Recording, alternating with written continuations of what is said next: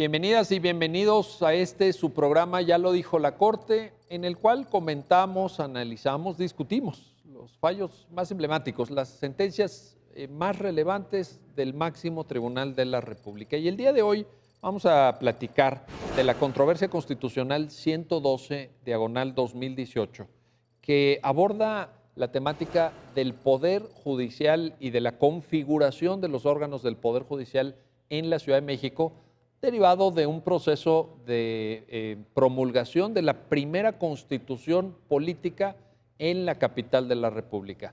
A diferencia de otras entidades federativas, quienes habitamos en la Ciudad de México no teníamos una constitución propia y hubo un tránsito deliberativo, parlamentario, que involucró reforma a la Constitución Federal, una asamblea constituyente, en fin, una serie de hechos que dieron a la postre lugar a la primera constitución. Esta constitución fue materia de análisis, ahorita lo vamos a platicar con nuestros invitados por parte de la Corte, pero también derivaron una serie de leyes que regulaban naturalmente las determinaciones que la Asamblea Constituyente incluyó en el texto constitucional de la capital de la República y a su vez estas leyes también fueron materia de impugnación. Esta controversia constitucional sobre la que vamos a platicar trata sobre una de esas leyes, particularmente en referencia al Poder Judicial de las entidades federativas de la Ciudad de México. Y para entender esta sentencia, le doy la bienvenida a David Bone. Bienvenido. Gracias. Un gusto tenerte aquí nuevamente, David, porque Gracias. ya nos habías hecho favor de acompañarnos. Un gusto recibirte. Y a José Juan Torres. José Un placer. Juan, ¿Qué tal? bienvenido. Muchas gracias. Pues te preguntaría, José Juan, ¿por qué no nos das un poco el contexto de cómo el caso llega a la Corte? Aquí no hay secuela procesal porque tratándose de controversia llega directo, pero entendamos, digamos, el contexto para las personas que nos ven, por favor. Sí, claro. Bueno, como bien lo mencionaste, estas forma parte de una serie de acciones y controversias que promueven diversas instancias, incluso, por ejemplo, esta que vamos a hablar justamente fue el Poder Judicial, Tribunal Superior de Justicia de la Ciudad de México, y que tienen que ver justamente con este proceso que fue bastante debatido sobre el origen de la Constitución Política de la Ciudad de México. Este en particular se refiere, como bien recordarán, hubo 4 acciones de inconstitucionalidad, básicamente, que se dividen justamente en 2, una que analiza los conceptos propiamente electorales y otra que se refiere justamente a otros temas ya de otros derechos que se incluyen en la Constitución y formas de organización también, una de ellas el Poder Judicial, por poner un caso. También tenemos una serie de controversias que también se desprenden de este caso, interpuestas por el Poder Judicial de la Ciudad de México, por el Poder Ejecutivo Federal y también por el Senado de la República. O sea que dio lugar a un enorme debate. Muchísimo debate, Sí. muchísimo debate, es muy accidentado. Sí. Y obviamente también de esta Constitución deriva un mandato para que el Congreso de la Ciudad de México expida las leyes que justamente desarrollen los preceptos de la Constitución. Entre estas 2 leyes que tienen que emitir bastantes, sobre todo porque su origen tiene como su origen la propia Constitución de la Ciudad de México, tenemos la Ley Orgánica del Poder Judicial de la Ciudad de México y la Ley Orgánica del Congreso de la Ciudad de México. Justamente esta controversia de la que vamos a hablar hoy se enfoca justamente en estas 2 leyes orgánicas y particularmente en la del Poder Judicial de la Ciudad de México, que es exactamente lo que vienen controvirtiendo, el desarrollo legal de esas disposiciones constitucionales que fueron combatidas también en las controversias constitucionales. Fundamentalmente en la controversia constitucional 81-2017 es donde se desdobla particularmente esta parte del análisis de la Constitución de la Ciudad de México en lo que se refiere a la organización del Poder Judicial. A ver, déjame entender esta parte, nada más para que quienes nos están viendo nos puedan seguir. Entonces, la Corte en esta controversia 81-2017 se hace cargo, para entender esto, de las impugnaciones a la Constitución. Exactamente. Y la controversia 112, que es de la que vamos a hablar, al desarrollo legislativo. De estas 2 leyes que tú mencionaste. Exactamente. Esta última controversia ya habla justamente del desarrollo legislativo que tiene que realizarse en términos de los transitorios de la Constitución Política de la Ciudad de México. Oye, y cuéntanos de fondo qué impugna el Poder Judicial. ¿Viene a la Corte y qué reclama? Bueno, vienen reclamando 4 aspectos fundamentales, que se refieren primero a esa atribución que se le dio a un Consejo Judicial Ciudadano. Consejo Judicial Ciudadano. Quisiera contextualizarlo un poco para explicarlo.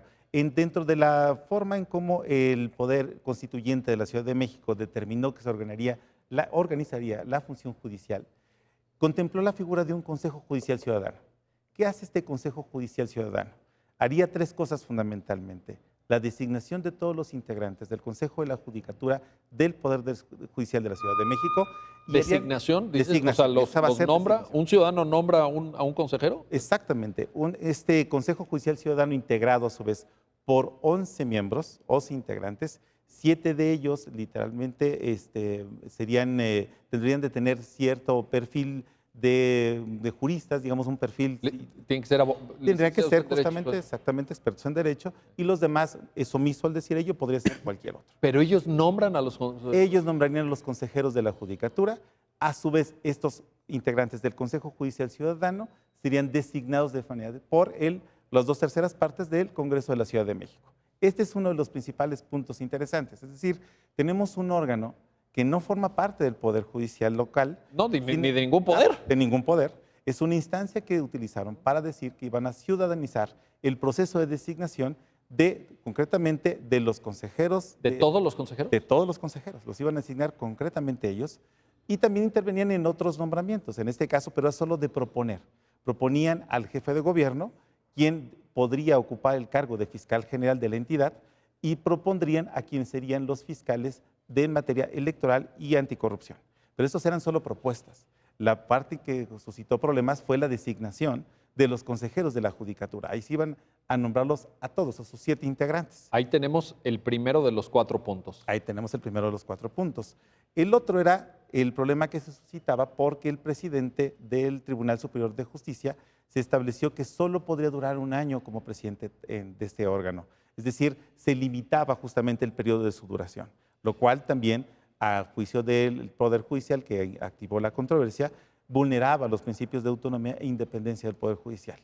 Y también tenemos, por otro lado, la prohibición que existía de forma expresa de que quien presidiera el Consejo de la Judicatura no pudiera ser también presidente del Tribunal Superior de Justicia al mismo tiempo. O sea, ¿tiene que haber 2 presidencias? 2 presidencias, entre un Poder Judicial donde se compone, como lo sabemos, de un órgano que encargado de la función administrativa, ahora volvemos con ello, y otro de las funciones jurisdiccionales. Bueno, lo que se pretendía era que estas 2 funciones estuvieran presididas, estos 2 órganos, presididos de manera distinta. Esto es básicamente. Y un último punto que era muy relevante, que se refiere a la forma en cómo se aprueba el presupuesto, el proyecto de presupuesto que se envía justamente al Congreso para que se apruebe. En este caso decían que solo debería tener intervención el Consejo de la Judicatura en su proyección, sin pedir ningún punto de vista o alguna opinión al tribunal, y se enviaría de forma directa. Estos son los puntos que literalmente ocasionaron una serie de dificultades porque, a juicio en este caso del Poder Judicial, vulneraba la autonomía y la independencia en el ejercicio de la función jurisdiccional, básicamente. David, sí, claro. José Juan nos está hablando de un órgano que es el Consejo de la Judicatura aquí en la Ciudad de México, que tiene a su vez un símil a nivel federal, el Consejo de la Judicatura Federal y en las entidades federativas, pero a lo mejor las personas que están viendo el programa pues se preguntarán, oye, ¿qué es esto de los consejos de la Judicatura, verdad? ¿Por qué no nos ayudas a entender esta figura y cuáles son sus competencias? Claro, doctor. Hay que remitirnos a la definición de algo que es bien importante para todas las personas para contextualizar la importancia de este tema. El derecho humano de acceso a la justicia, el derecho humano a la tutela judicial efectiva. Todas las personas tenemos derecho a acceder a la justicia a través de medios de reclamación con el propósito de que se garanticen nuestros derechos frente a acciones u omisiones de particulares o de la misma autoridad. Hay de tal suerte un sistema universal, distintos sistemas regionales, un sistema nacional y en el caso ya de nuestro país 32 sistemas locales jurídicos o como también se les llama sistemas de protección de derechos humanos. Hay instituciones que son las responsables de salvaguardar a través de una serie de procedimientos la efectividad de estos derechos. Es decir, en particular una persona cuando siente transgredido un derecho acude a una institución que depende, por supuesto, que es propiamente el Poder Judicial. Hay 32 poderes judiciales en cada una de las entidades federativas, hay un Poder Judicial de la Federación.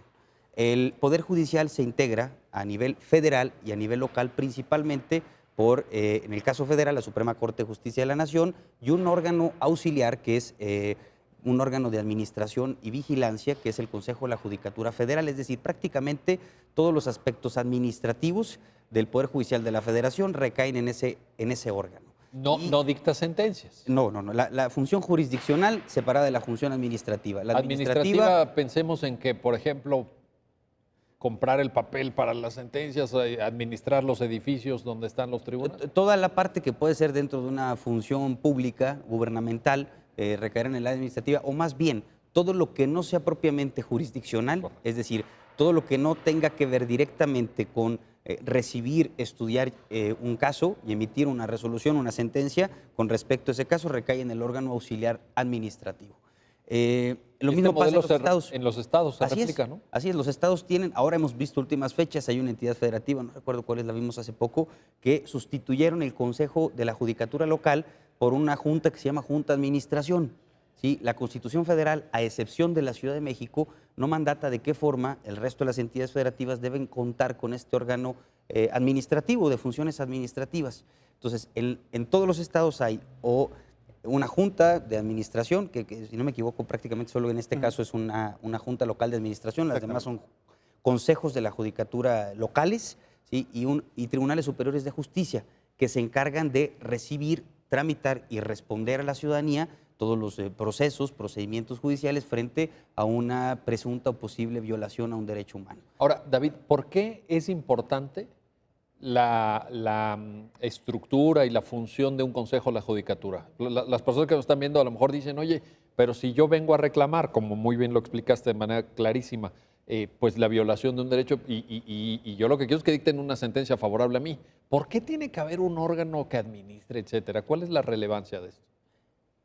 Que el órgano esencialmente, determinantemente jurisdiccional o judicial se dedique a su vocación principal, que es impartir justicia.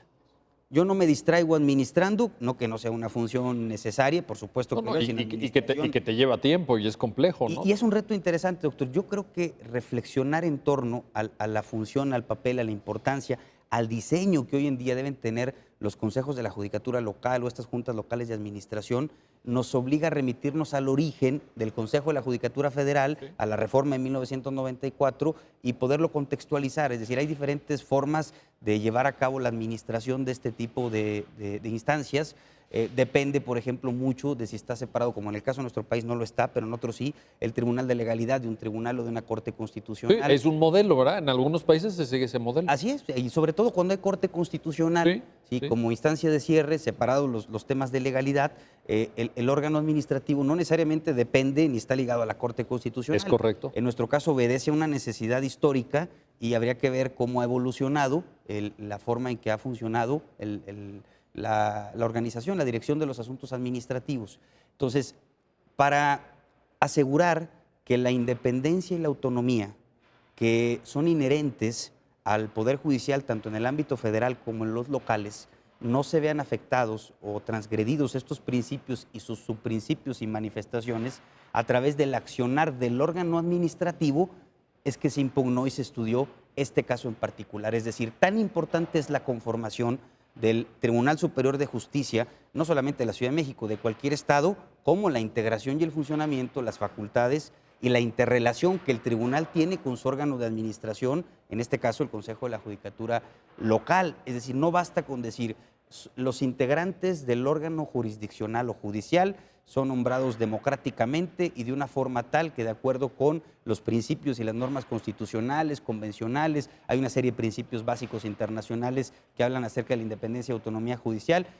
Hay documentos de ONU, ¿no? Sobre sí, por supuesto. Hay un documento de 1985, los principios básicos de Naciones Unidas, la Corte Interamericana ha dado mucha luz también en ese sentido.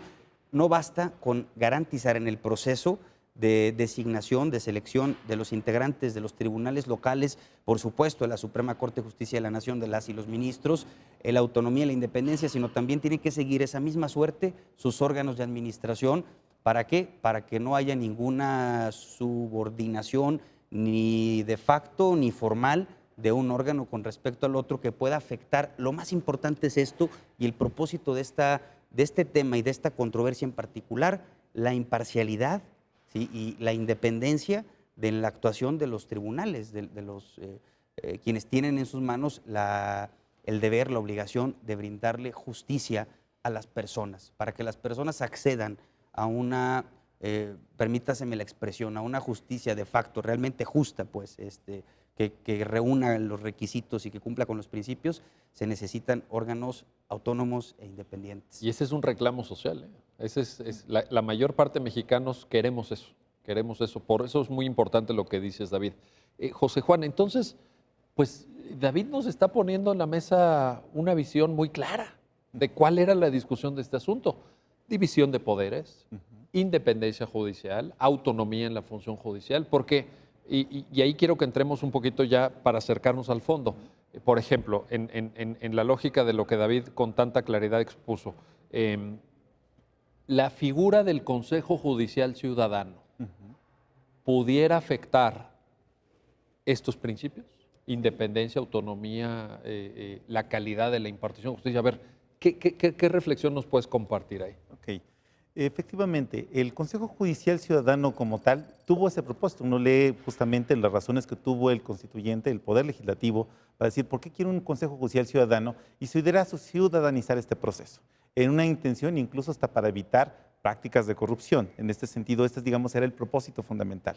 ¿Qué es lo que sucede? Cuando advertimos que estas normas, como las que regulan el Consejo Judicial Ciudadano, entran en interacción con otras, como las que acabamos de comentar, que se relacionan con la estructura y organización del Poder Judicial de la ciudad, empezamos a ver que empieza a fomentar una serie de efectos que posiblemente no sean deseados, es decir, que no nos lleven justamente a una buena administración de justicia. Por ejemplo. Justamente, por ejemplo, cuando y se señala en la resolución, si este Consejo Judicial Ciudadano es electo exclusivamente por el Poder Legislativo de la entidad, puede generar suspicacias respecto de que un poder, de manera indirecta, en este caso el legislativo, esté incidiendo en otro, en el caso, un aspecto muy importante, que es la administración justamente del Poder Judicial. O sea que, a ver, si entiendo bien, no sería 100% ciudadano, porque los integrantes del Consejo Judicial Ciudadano, a su vez, fueron nombrados por el Congreso local. Exactamente, y solo por el Congreso local. Correcto. En esta parte justamente es donde empieza a generarse esa suspicacia, o se puede presentar esta forma tan desequilibrada de intervención entre el Poder Legislativo y el Poder Judicial de la entidad. Esto es lo que puede generar, es decir, puede a la larga esta forma de relación derivar en una subordinación prácticamente del Poder Judicial respecto del Poder Legislativo de forma indirecta. A ver, pero a ver, José Juan, aquí estoy pensando en el modelo del Consejo de la Judicatura Federal. En el Consejo de la Judicatura Federal hay 2 integrantes que los nombra el Senado. Claro. Pero aquí eran todos los... Todos. ¿Eso es un factor que pesa o no? En tu criterio y en el criterio de la Corte. Sí, claro que pesa y desde luego conforme el criterio de la Corte también. Es cierto, el Consejo de la Judicatura Federal tienen asiento un representante del Poder Ejecutivo, 2 del Poder Legislativo, es decir, nombrados por el Senado, y los restantes mayoritariamente son del Poder Ejecutivo. Que son 4 para conformar un órgano de 7, ¿verdad? Exactamente, y justamente aquí hay que tomar como antecedentes criterios de la Corte sobre el respecto. En una controversia 32-2007 hablaba justamente cuál eran esta forma o estos principios que deben de tener los consejos de la Judicatura, y es importante comentarlo. Los consejos de la Judicatura obligatoriamente, ¿dónde deben existir? A nivel federal, lo tenemos en el artículo 100 de la Constitución y en el 122 de la Constitución referida justamente al Poder Judicial. Todas las demás entidades... Aquí en la Ciudad de México. En la Ciudad de México. Sí. En todas las demás entidades federativas pueden o no tenerlo, pero si deciden tenerlo, tienen que ajustarse a ciertos principios. Uno de ellos, justamente para garantizar la autonomía y la independencia, es que sean mayoritariamente integrados por miembros del Poder Judicial, básicamente. Porque esto garantiza justamente esta autonomía e independencia y de que tendrá representatividad del Poder Judicial justamente en su órgano, que es básicamente una pieza neurálgica, porque es el que lleva a cabo toda la administración. Bueno. No hace una tarea menor, simplemente es la organización, administración y vigilancia. Todo lo que nos decía David. Pues, la cuestión presupuestaria es más. Algunos de los requisitos que se establecen para que exista una auténtica independencia judicial son, por ejemplo, la estabilidad en el cargo. Claro. Tiene que ver incluso con la irreductibilidad salarial. Y estos varios aspectos son definidos también por el Consejo de la Judicatura e incluso de su propio personal administrativo. Es decir, un tribunal no solamente son jueces y no son magistrados, hay un cúmulo de personal que hace que este poder funcione. Entonces, si de alguna manera se pretende obstaculizar su labor, podría ser a través del Consejo de la Judicatura. Justamente en esto debe haber un equilibrio que permita que este Consejo no interfiera en las funciones jurisdiccionales que lleva a cabo el tribunal. Este es justamente el tema. Cuando son nombrados exclusivamente por el Poder Legislativo, puede generar... De manera indirecta en este caso, claro. Justamente.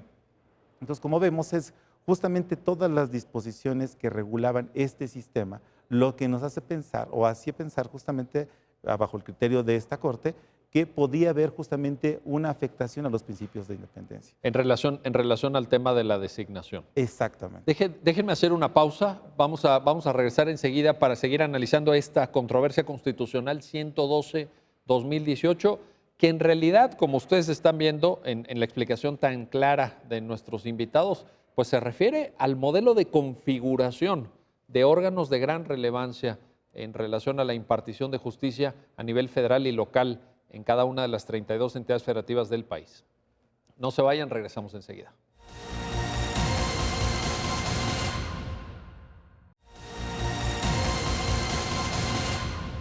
Bueno, ya estamos de regreso, ya estamos de vuelta en su programa, ya lo dijo la Corte, estamos conversando sobre la controversia constitucional 112-2018 con José Juan Torres, con David Bone de la Garza. David, a ver, José Juan nos estaba pintando un panorama extraordinariamente importante en esta designación indirecta por parte del Congreso local y al final la Corte pues observa que esto no es correcto, no, hay una declaratoria de invalidez ahí, ¿no? Sí, yo creo que es importante advertir algo.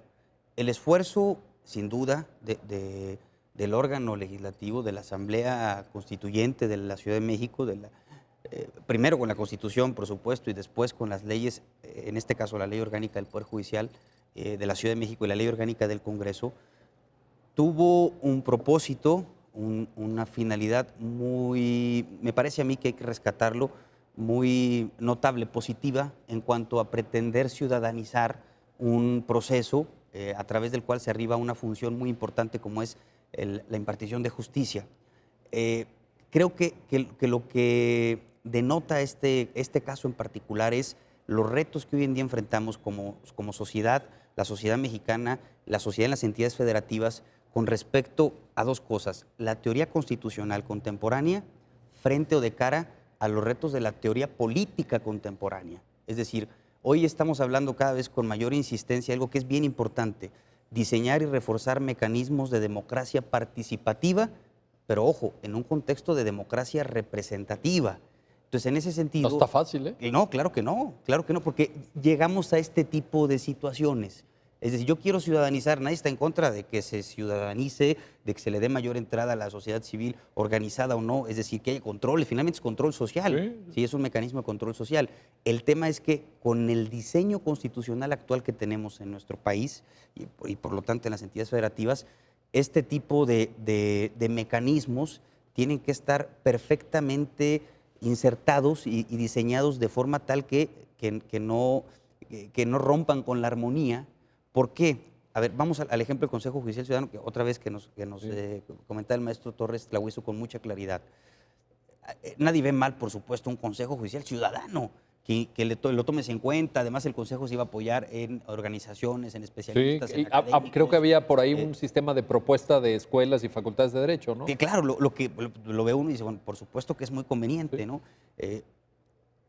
Pero si al mismo tiempo que tomamos en cuenta que el Consejo Judicial hubiera nombrado a los integrantes del Consejo de la Judicatura, no perdemos de vista que el Consejo de la Judicatura es el que propone al Congreso de la Ciudad de México los magistrados que integran el Tribunal Superior de Justicia de la Ciudad de México.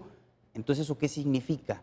Que directamente e indirectamente, como consecuencia, el Congreso de la Ciudad de México estaría nombrando tanto a los consejeros de la Judicatura de la ciudad como a los integrantes del Tribunal Superior de Justicia. Oye, ¿y eso cómo se lee a la luz de los principios que tú mismo comentabas de autonomía, de independencia? Porque ahí ya no estás pintando un panorama...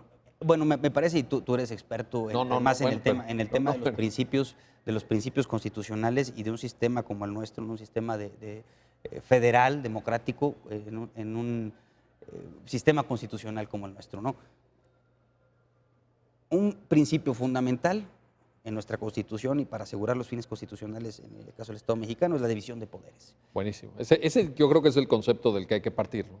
El principio de división de poderes, que implica, por supuesto, que tiene que haber una interrelación, una colaboración, una coordinación, hoy en día ya no solo entre los poderes tradicionales, ejecutivo, legislativo y judicial, sino entre la desbordada lista de órganos constitucionales autónomos. En ese sentido, cada mecanismo que se pretenda tiene que al mismo tiempo respetar las implicaciones, los requisitos del principio de división de poderes, que no se carguen más funciones en un poder que en el otro, que no se supedite un poder al otro, no solo formalmente, sino en la práctica como consecuencia. Entonces, el reto es cómo diseñamos este tipo de instrumentos. Insisto, creo que el propósito fue muy bueno, el propósito de la Asamblea Constituyente en la Ciudad de México, pero lo que resultó pues de cara al diseño que ya tenemos es, me parece, una afectación al principio de división de poderes, concretamente una invasión del poder legislativo de la ciudad al poder judicial de la ciudad, ¿sí? Y los dos son muy importantes para que la sociedad funcione como tal y para que las instituciones le puedan responder a las personas, ¿no? Sin duda. José Juan, nos planteaste una lista de temas que están integrados por 4 elementos, ¿no? Ya David nos explicó, y tú también con mucha claridad, el primero, que es este sistema de designaciones, que a la postre efectivamente pues, no tiene demasiado encaje en esta lógica de principios constitucionales. Te quiero pedir que nos ayudes a entender el segundo, esta idea de la duración de un año en la presidencia del Tribunal Superior de Justicia. Okay. El Poder Judicial decía que es poco. Esto, ¿cómo lo valora la sentencia? ¿Cómo lo analiza la Corte? Y si te parece, te preguntaría además, si vale la pena, te pregunto, poner en la mesa la idea del principio de la buena administración para poder entender mejor esta temática. Claro, el principio justamente de buena administración es bien importante en este tema. Si bien expresamente no está referido en algún momento en la sentencia, sí está en el espíritu de toda ella. Es decir, este principio de buena administración, reconocido en el artículo 41 de la Carta de los Derechos Fundamentales de la Unión Europea, y también más, esto fue en el 2000, y más, digamos, expresamente o más desarrollado en la Carta Iberoamericana de los Derechos de los ciudadanos con relación a la administración pública. ¿A qué se refiere el principio de buena administración? Obliga al Estado justamente a que cuando estructura la forma en cómo se organizan los diversos poderes públicos, órganos, constituciones autónomos, cualquier otra estructura, no puede adoptar ya cualquier modelo. Tiene que ser uno que tenga por propósito lograr los fines que le dan sentido al Estado. En este caso muy concreto estamos hablando del derecho fundamental que tienen los ciudadanos a una justicia que sea absolutamente imparcial y objetiva, desde luego.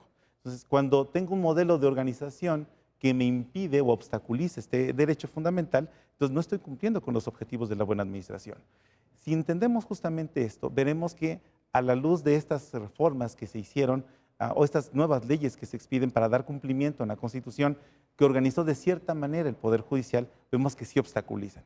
Diríamos, la duración de un año del presidente del tribunal ¿tiene en sí mismo algún problema? Diríamos aparentemente no. Es decir, lleva a cabo una serie de funciones, generalmente protocolarias y de administración, pero del propio tribunal en sus funciones jurisdiccionales. Digamos, en apariencia no tendría mayor problema, pero cuando lo vemos que deben de tener una interrelación, un diálogo entre el órgano que lleva a cabo la administración con la función jurisdiccional. O sea, el Consejo de la Judicatura. Exactamente. Entonces empezamos a ver que puede haber aquí una serie de efectos no deseados posiblemente que lleven a una mala práctica, ¿no? Pero porque la ley orgánica también señalaba que la duración del presidente del Consejo, que ese es el tercer punto, ese ¿no? Es el tercer punto. Pero, digamos, remitiéndonos de esto de la duración, el presidente del Consejo de la Judicatura en la Ciudad de México duraba 3 años. Exactamente. Y el presidente del Tribunal Superior 1 año. Duró 1 año. ¿Y eso tiene sentido? No tiene mucho sentido porque recordemos que también uno de los temas es la brevedad del tiempo. O sea, la brevedad del periodo del presidente del tribunal no le permite hacer una planeación de una política judicial a largo plazo. En 1 año difícilmente podría hacerla. La interlocución que debería tener con el órgano de administración se va a dificultar justamente porque primero no coincidirían las dos presidencias y tienen periodos diferenciados. Entonces eso puede generar incluso hasta que las mismas competencias que ejerce en el ámbito de la administración, el Consejo de la Judicatura, con las funciones jurisdiccionales, puedan eventualmente entrar en conflicto. Sí, sí. Y lo que es peor, no tenemos un supuesto para que entre ellos puedan interponer algún recurso que alguien más pueda resolver. Es decir, no existe esta posibilidad. ¿Qué es lo que genera entonces que el presidente del tribunal dure solamente un año? Lo que dificulta es que existe este diálogo que debería existir. Por ejemplo, en algunos aspectos concernientes a temas como la adscripción de un juez, de un magistrado, deberían estar conciliadas entre ambas instancias, porque si no esto va a impactar de manera negativa, obviamente en el ciudadano que lo que desea es un servicio eficaz de administración de justicia, que pueda tocar la puerta del tribunal y sepa que va a tener un juez que va a ser independiente en sus resoluciones y que va a proporcionarle justicia eficaz, desde luego, y de una tutela a sus derechos. Y es lo que todos queremos. Claro, ¿no? exactamente. Al final del día Es lo que pretendemos. es lo que pretendemos. Y justamente este principio de buena administración, visto como un derecho fundamental del ciudadano, exige justamente de que el Estado reaccione o responda con una organización administrativa de todos los poderes, de cualquiera, en este caso el juicio. Sí, ese es el tema que trata la controversia ahora. Y que en este caso esta organización sea tal que dé como resultado que el ciudadano pueda tener acceso a una justicia, en este caso pronta, expedita y desde luego imparcial. Y en este punto, ¿qué dijo la Corte? En este punto justamente dice que esta forma, digamos, visto en su conjunto, estas disposiciones de la ley orgánica y que también una más de la ley orgánica del Congreso, del Congreso local, dan como resultado justamente un sistema que puede afectar la autonomía y la independencia del Poder Judicial local. Al subordinar, por ejemplo, que todos los miembros del Consejo de la Judicatura sean nombrados por el Legislativo, puede generar justamente este desequilibrio, que es lo que protege el principio de división de poderes. O sea, justamente por eso es importante esta resolución, incluso hasta por la forma en cómo analiza todos los artículos. Es decir, de forma aislada posiblemente no pudieran haber tenido problema, pero vistos en su conjunto como un sistema de organización, sí repercute justamente en afectar a la independencia y autonomía del Poder Judicial, de todos sus jueces. Y esto afecta el derecho del ciudadano a acceder a la justicia. Sin duda alguna. Sin duda alguna. David, Sí. vámonos al tema 3.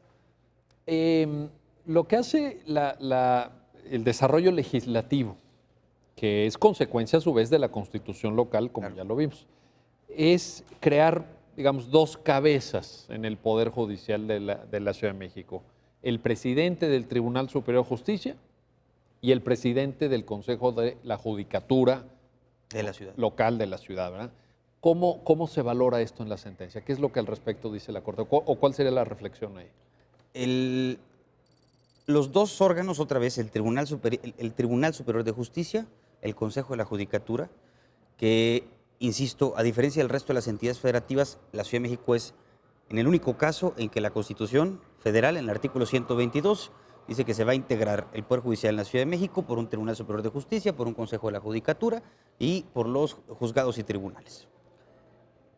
Aunque son muy importantes las funciones jurisdiccionales, por supuesto, del tribunal, administrativas del Consejo de la Judicatura, el Consejo de la Judicatura, en tanto órgano administrativo, es visto como un ente que está al servicio de la función judicial o Que es jurisdiccional. lo principal, ¿no? Digamos, Claro. el fondo, la razón de ser, pues. Sin decir que no sea importante, pues la Sí, función sí, bueno, administrativa está al servicio del ente judicial. O Porque eso a su vez sirve al ciudadano también. Sí, por supuesto, es ciudadano. Yo necesito una institución y la institución necesita un área directiva de decisión, de estudio y un área administrativa. Entonces el área administrativa se separa del área jurisdiccional o judicial. Entonces no hay que perder de vista, insisto, que el Consejo de la Judicatura, el órgano administrativo, es auxiliar del tribunal, del órgano jurisdiccional. Entonces en ese sentido, como comentaba el maestro Torres Tlahuizo, en tanto órgano auxiliar al servicio de, el Consejo de la Judicatura tiene una serie de funciones, actividades, tareas para facilitar y para hacer posible y para apoyar la función judicial. Entonces, ¿qué dice en esta sentencia en particular? Que es bien importante mencionarlo. Esta sentencia de la controversia constitucional 112-2018 que estamos viendo replica de alguna forma los argumentos y el sentido de la controversia 81-2017 que estuvo a cargo de la ponencia del ministro Lainez, que tiene mucha claridad y una argumentación impecable, y lo que hace esta otra sentencia es retomarlo porque aquella es sobre la Constitución y esta sobre la Ley Orgánica del Poder Judicial. Pero los contenidos normativos de alguna forma Algunos de los temas de la primera coincidían, ¿no? se repiten Se en esta, repiten, ¿no? solo que con respecto a estas dos leyes. Dice la Suprema Corte en la primera controversia y en esta segunda, como consecuencia o en efecto. Tiene que haber interrelación, no puede haber una separación entre las funciones. El hecho de que esté representado por una parte del tribunal en el Consejo y el hecho de que pueda permitirse que sea cabeza el presidente del tribunal, del Consejo de la Judicatura, favorece el entendimiento, la comunicación, los procesos, pues. Es decir, yo soy tu órgano administrativo. Si no conozco cuáles son tus necesidades con respecto a adscripciones, al régimen disciplinario, si tienes que poner alguna sanción disciplinaria a algún integrante, toda la parte del personal administrativo, esto es bien importante, todo el personal administrativo del Tribunal Superior de Justicia lo designa y el seguimiento a través de la carrera judicial, el Consejo de la Judicatura. Entonces, ¿cómo comprender que estén disociados el Tribunal y el Consejo si este sirve a este a través de la carrera judicial? Entonces, básicamente es eso. Porque estoy pensando en el modelo del Consejo de la Judicatura Federal. Sí. Ahí el presidente de la Corte es el presidente del Consejo. Ahora, algo bien importante, doctor, no quiere decir que con base o de acuerdo con la teoría constitucional, en abstracto, tenga que ser así. No, lo que significa es que con base en el diseño constitucional mexicano, la teoría constitucional mexicana, no podría funcionar de otra forma, porque así está diseñado. Sí. ¿Sí? Lo que hablamos ahorita. Pero hay buenas razones para eso. Es decir, cuando la Constitución Federal diseña ese modelo de Consejo de la Judicatura Federal, pues hay una cierta lógica ahí, ¿no? Bueno, por ejemplo, en el caso federal no está disociado, no tenemos una Corte Constitucional solamente, pues. O sea, se ven también cuestiones de legalidad. Sí, claro. Y entonces, en ese sentido, no podría o no sería conveniente disociar, separar, aislarse de la función administrativa que está a su servicio. ¿Sí? Podría entenderse tal vez si tenemos un tribunal de legalidad, una Corte Constitucional que sea la instancia de cierre, un órgano chiquito, y tenemos aparte un órgano administrativo, tal vez la relación podría ser de otra forma. Pero en el diseño actual, insisto, creo que es bien importante, no dice que obedece a una necesidad histórica. Sí. ¿Y por qué sucede esto en el caso de la Ciudad de México? Una, por supuesto, porque es una entidad, hay que decirlo, prácticamente es una entidad federativa, ese fue el propósito, acercarlo lo más que pudiera a una entidad federativa, pero además porque ha sido muy poco estudiada y desarrollada la teoría constitucional local. Sí. Entonces, tú has hablado mucho, por ejemplo, algo que es bien importante, los medios de control de constitucionalidad local. ¿Sí? Ahí nos falta mucho, ¿no? Pues yo creo que nos falta todo, ¿no? Todo, sí. Se ha evolucionado mucho con respecto a reconocer la existencia del llamado, de alguna, bien o mal llamado, pues, el amparo local, la duda que existe todavía, incluso a nivel de la Suprema Corte de Justicia, con respecto a cuál es el parámetro de regularidad constitucional, si son las constituciones locales solamente. Ahí hay un debate abierto bien interesante. Sí, entonces, y bueno, esos son elementos de esta reflexión a la que pretende abonar y en medio de la cual tiene lugar esta sentencia. Entonces, ¿cuál es la razón? La razón, insisto, creo que es una razón de funcionalidad. Dice para efectos prácticos la Suprema Corte, no sería funcional que con el diseño actual de los poderes judiciales, en particular de la Ciudad de México, se disocie tanto y se limite tanto la participación del presidente del Tribunal Superior de Justicia y de los miembros del Pleno del Tribunal en el Consejo de la Judicatura. Y por tanto lo declara inválido. Así es. Declara inválido esta disposición. Esta limitación legislativa. Así es. Bueno. La limitación es del Consejo al Tribunal, es bien importante. No es la limitación de que el presidente del Tribunal presida el Consejo, es la limitación de que el presidente del Consejo presida el Tribunal. Correcto. ¿Con base en qué o a partir de qué? Lo que señalabas, que el presidente del Consejo dura 3 años, entonces seguramente alguien previó, dijo, si el Consejo va a durar 3 años y el presidente del Tribunal lo estamos limitando a 1 año, es factible que quien sea presidente del Consejo quiera ser presidente y pueda hacerlo del Tribunal. Me parece que esa es la lógica por la cual lo limitaron. Sí, pero en todo caso, esta duplicidad, porque incluso la sentencia se refiere, bueno, ¿y quién representará al Poder Judicial? ¿Quién tiene la representación? Es otro de los... También está en la sentencia, ¿no? Ahí está. Bueno, déjenme hacer una pausa, un corte muy, muy breve y regresamos enseguida porque, ya lo ven, esta controversia constitucional realmente nos genera un conjunto muy amplio de reflexiones de la mayor relevancia para entender división de poderes, independencia judicial, autonomía de los jueces, funcionamiento orgánico de la impartición de justicia, que es un tema en el que millones de mexicanos hemos elevado la voz para expresar la necesidad de construir un verdadero Estado constitucional de derecho. No se vayan, regresamos enseguida.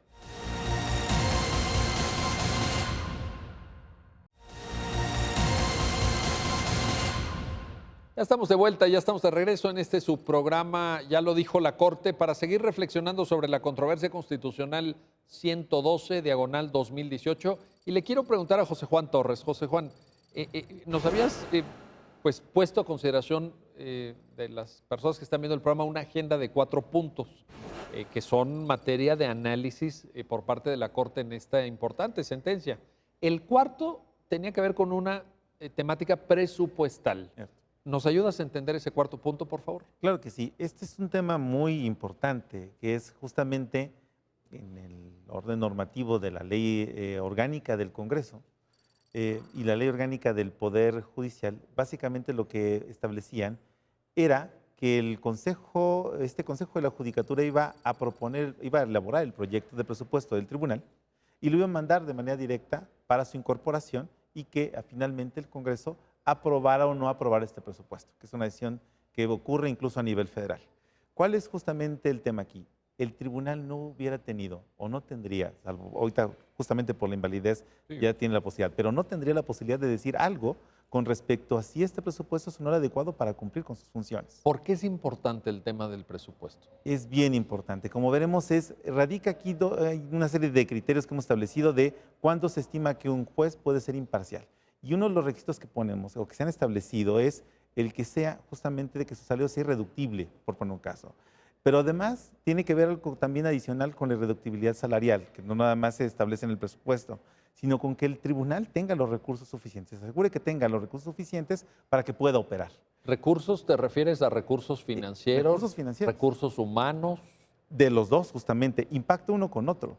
La carencia de recursos financieros impacta desde luego en que no pueda tener todo el personal que requiere para ejercer la función de impartición de justicia que está llamado a hacer.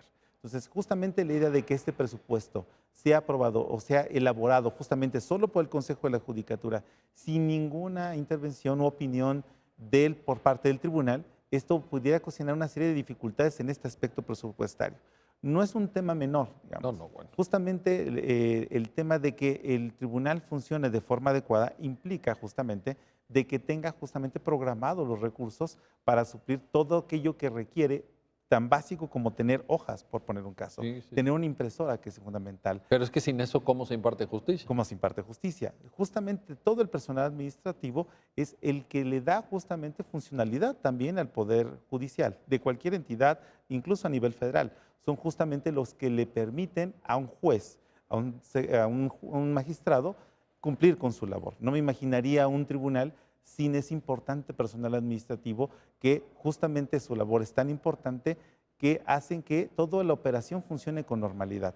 La idea justamente de evitar que el tribunal pudiera tener una opinión al respecto, pudiera justamente dejar con esta, digamos, organización que se había propuesto originalmente por el Congreso Constituyente y obviamente ahora por el Congreso de la Ciudad de México en su desarrollo secundario, haría incluso que en este caso el Consejo de la Judicatura, que no fue nombrado más que solo por un Consejo Judicial Ciudadano, determinar una cuestión tan importante como es el presupuesto. Básico justamente para que un poder pueda justamente ejercer, en este caso el Poder Judicial, puede ejercer su función. La idea de que una persona pueda acudir a un tribunal y tenga acceso a una tutela judicial efectiva, que un juez le puede impartir justicia, estriba justamente de que tenga el Estado una organización tal de este poder que le permita tener a ese ciudadano un juez independiente que le resuelva. Eso es justamente creo que lo más importante de este tema. Sin duda.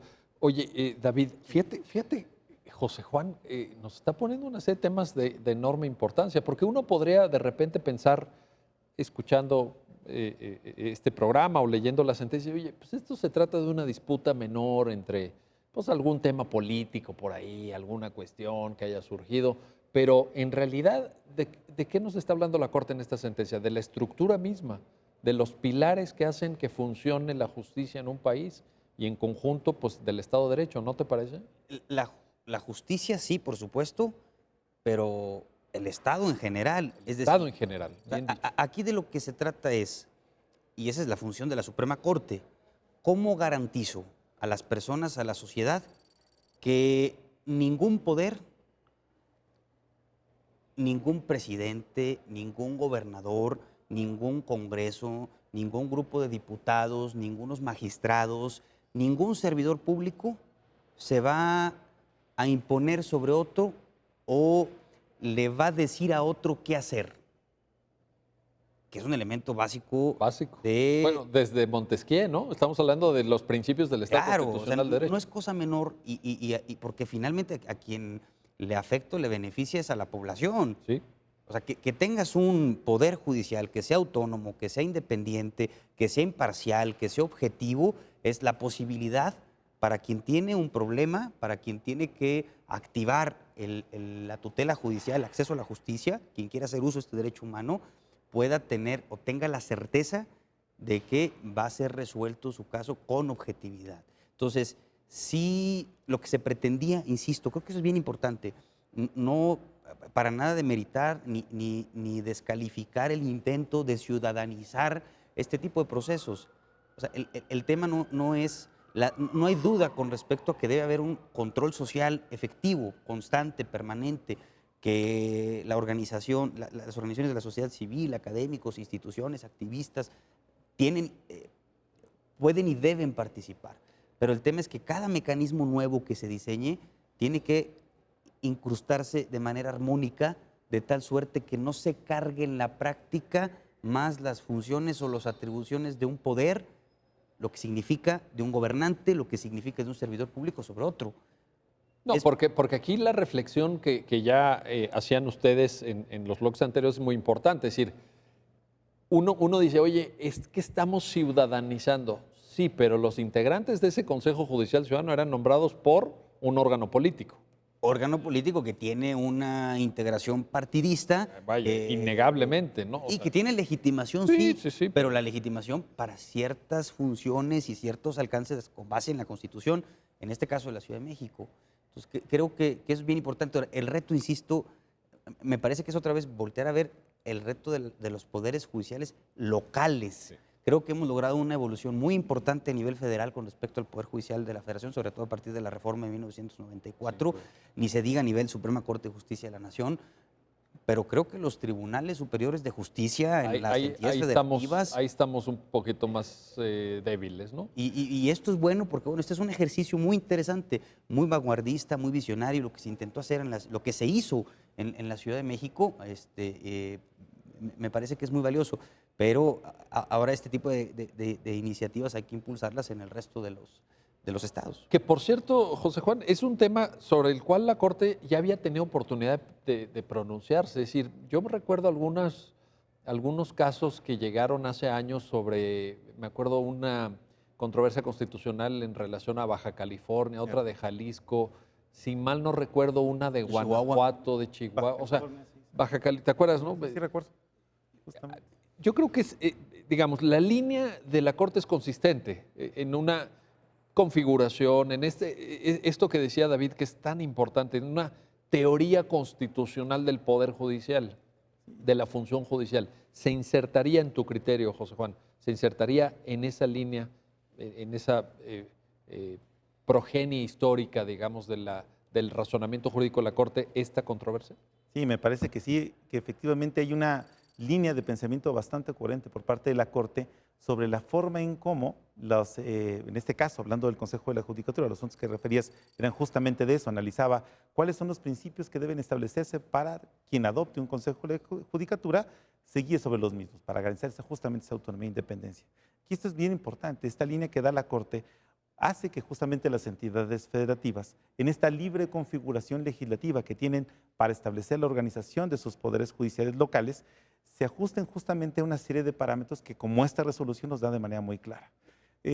Justamente uno de los argumentos de defensa, incluso por parte de la Asamblea Legislativa, en este caso, y del Poder Ejecutivo local, era justamente decir, no vulneramos nada porque la Constitución federal y local, sobre todo la federal, da libre configuración legislativa. Ese es un argumento, ¿verdad? Ellos dicen, no, espérame, yo tengo libertad para configurar aquí, casi para pintar el tablero, ¿verdad? Y yo veo dónde pongo tal color y tal otro color y qué equilibrio genero y qué división de poderes dibujo aquí en la Ciudad de México, ¿verdad? Ese es el argumento. Ese era el argumento, sin embargo, y estamos viendo que esta libre configuración legislativa tampoco es una cuestión que se puede ejercer de manera caprichosa o arbitraria. Es decir, la Constitución Federal y las constituciones locales, desde luego, tienen por objetivo cumplir una serie de fines y principios que dan sentido al Estado mismo. Uno de esos fines es asegurarle a los gobernados, asegurarle a las personas, mejor dicho, que van a tener acceso a una justicia objetiva e imparcial. Ese es, digamos, el objetivo. Entonces, en esta libre configuración legislativa, los estados tendrían que ser una estructura organizacional del Poder Judicial que sirviera o fuera eficaz justamente para cumplir con ese fin. Si no lo logran, entonces estamos incumpliendo o estarían los estados incumpliendo con este principio, insistiría de nuevo, de buena administración, que es no puedes adoptar ya cualquier modelo organizacional. Tienes que adoptar un modelo de estructura de tus poderes de forma que puedan cumplir los fines y principios que dan sentido al Estado mismo. Y consistentemente se refieren a los derechos fundamentales que tenemos todas las personas. Que esa es la base última de legitimación y la más importante, creo, del sentido del Estado, ¿no? Claro, o sea, si el Estado no es capaz de o no tiene justamente una orientación al cumplimiento de los derechos fundamentales, entonces es un Estado que literalmente solamente podría tener como Estado de su nombre, básicamente. El objetivo de un Estado es asegurar permanentemente que se hagan eficaces los derechos humanos. Y una forma de hacerlo, en el caso concreto del Poder Judicial, es asegura que la interrelación que se dé de todos sus componentes, fundamentalmente que descansen dos, la administrativa y la jurisdiccional, se interrelacionan de forma tal que le dé al ciudadano como resultado poder acudir a un juez cuando lo necesite. Esa es básicamente la idea. Oye, David, pero fíjate qué importante esto, ¿no? A ver, José Juan nos está hablando del sentido mismo del Estado. Entonces, ¿para qué queremos Estado? Y la Corte con estos lineamientos, porque también hay una reflexión, tú lo mencionabas, pero en la sentencia hay una reflexión, creo yo, una visión moderna y muy precisa de qué significa la división de poderes. Justamente la división de poderes en la reflexión de José Juan nos dice la justificación del Estado es dar una buena administración, servir a los derechos fundamentales, garantizarle a los ciudadanos una calidad de vida, etcétera, etcétera. Es una reflexión de enorme profundidad, ¿no te parece? Sí, y bueno, creo que no hay que perder de vista también algo bien importante. La legitimación del Poder Judicial proviene de sus sentencias. Sí. Y la calidad de una sentencia se debe mucho, por supuesto, a las personas que tienen en sus manos la importante tarea o función de administrar justicia. En ese sentido, porque otra vez es importante a lo que se refiere, los temas a los que se refiere esta controversia de integración de un poder, integración de un órgano, selección o designación de las personas que conforman ese órgano, porque finalmente de eso depende que el ciudadano, que la persona, que el justiciable tenga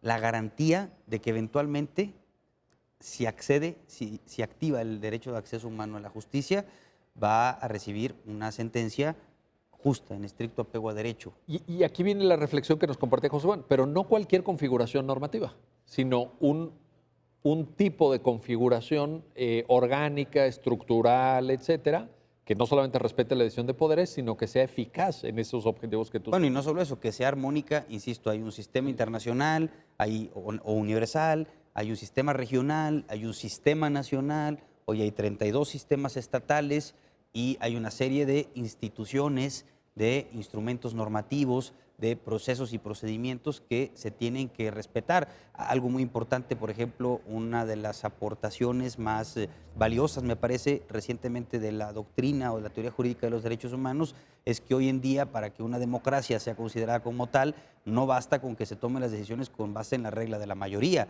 sino que es además necesario que se respeten los derechos humanos, entre ellos de el todos, humano de acceso mayorías a la y justicia. minorías. Sí, por supuesto, que no se imponga. Está el caso, otra vez, Claro. Hellman versus Uruguay, en donde la Corte Interamericana ha dicho los derechos humanos constituyen límites infranqueables a las decisiones de la mayoría. Eso quiere decir, por ejemplo, que una decisión incluso que es tomada soberanamente, legítimamente por un órgano político, como es un Congreso, que es un órgano colegiado que emana del pueblo, por más legitimación democrática, popular o proceso o electoral, ¿no? electoral, ese es el punto electoral que llega a tener, si no se cumplen con los principios y las reglas establecidas en el derecho internacional y nacional de los derechos humanos, no se puede garantizar que exista una democracia como tal. Entonces el punto es, los municipios, porque también hay que olvidarnos el orden municipal, que es bien importante. Cómo no. Los municipios, las entidades federativas y la federación pueden, por supuesto, en ejercicio de sus atribuciones y sus competencias, emprender acciones, modificar el marco jurídico de las entidades federativas. Sí, pero como atinadamente dijo el maestro Torres Traguizo, la libertad configurativa tiene sus límites. El primero de los límites es por supuesto, los derechos humanos, pero además es el diseño de las instituciones y los procedimientos, cómo va, por una parte, a facilitar la plena efectividad del respeto de los derechos humanos a través de los medios de reclamación, por ejemplo, y de las garantías en el ámbito judicial, y por la otra, cómo va a abstenerse la autoridad y cómo se va a poner límites a la actuación de los mismos particulares para que no se transgredan derechos humanos. Es decir, tan importante el reconocimiento de la parte dogmática, los derechos humanos de fuente convencional, constitucional, los derechos humanos de fuente indeterminada, como son aquellos que en determinado momento se pueden concretar con base en la dignidad humana, ¿sí? Como tan importante es el diseño de las instituciones, la parte no solo dogmática, sino la parte orgánica. La encargada de dar garantías efectivas a esos derechos también, ¿no? Las obligaciones del Estado en materia de derechos humanos son, sí, respetar, sí, reconocer, pero también contar con medidas apropiadas y también disponer de recursos efectivos. De poco le sirve al ciudadano que esté reconocido un derecho humano si no hay la promesa del cumplimiento, es decir, la forma en que se va a concretar ese derecho, que no es otra más que a través del diseño y la integración y el funcionamiento, como lo estamos viendo en este caso en particular, de instituciones. Es decir, Pues que si no sería pura retórica, ¿no? Claro, Entonces, ciudadano. ¿para qué queremos constitución? Oye, tengo el derecho humano de acceso a la salud. O a la Pero no lo protección puedes de la hacer salud. efectivo. Pero si no hubiera hospitales, No, pues imagínate. entonces lo que necesitamos son instituciones y las instituciones tienen que diseñarse e integrarse de forma armónica en este contexto constitucional de que estamos hablando. Esa es la reflexión de la sentencia. David Bone de la Garza, José Juan Torres, muchísimas gracias. Y gracias a ustedes que hacen posible su programa, ya lo dijo la Corte. Nos vemos pronto para una nueva reflexión sobre los fallos emblemáticos, las sentencias más importantes del máximo tribunal de la República. Hasta pronto.